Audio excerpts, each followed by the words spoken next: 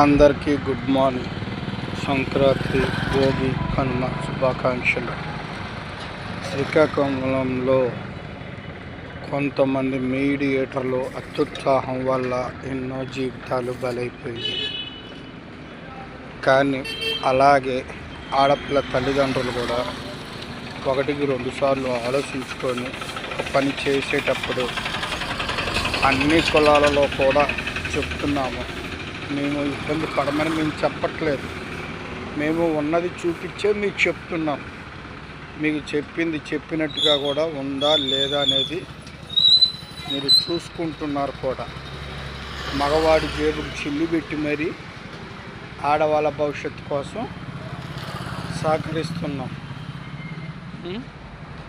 అలాంటప్పుడు తల్లిదండ్రులైన మీరు ఎంతో బాధ్యతగా పిల్లలకి బాగోగులు అలా కాదు ఇలాగని చెప్పాలి.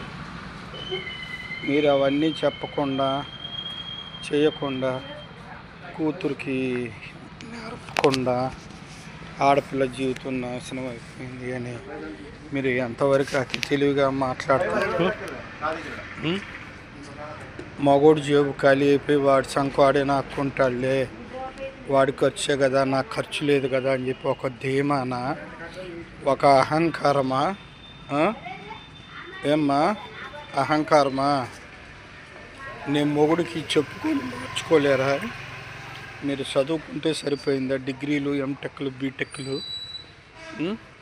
అంతగా మాట వినకపోతే తల్లిదండ్రులకు చెప్పండి, వాళ్ళు సాల్వ్ చేస్తారు. లేదు మధ్యవర్తులకు చెప్పండి, మీ ప్రాబ్లం సాల్వ్ చేస్తారు.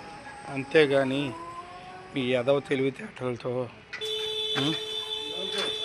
ప్రతిదీ కూడా పెళ్ళి కొడుకు జేబులోకి వెళ్ళి చిల్లి పెట్టేటప్పుడు కొద్దిగా మర్యాద కూడా నేర్చుకోవాలి.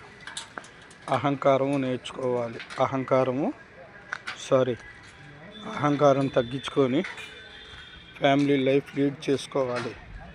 2 నాలుకల దూరంతో ప్రవర్తిస్తే సమాజం మనం చెప్పిందే నమ్ముతుంది అనుకోకూడదు ఎప్పుడు. అది మీలాంటి వాళ్ళ వల్లే శ్రీకాకుళంలో వచ్చిన వాళ్ళకి ఊరక టచ్ చేస్తే 5,000 అంట.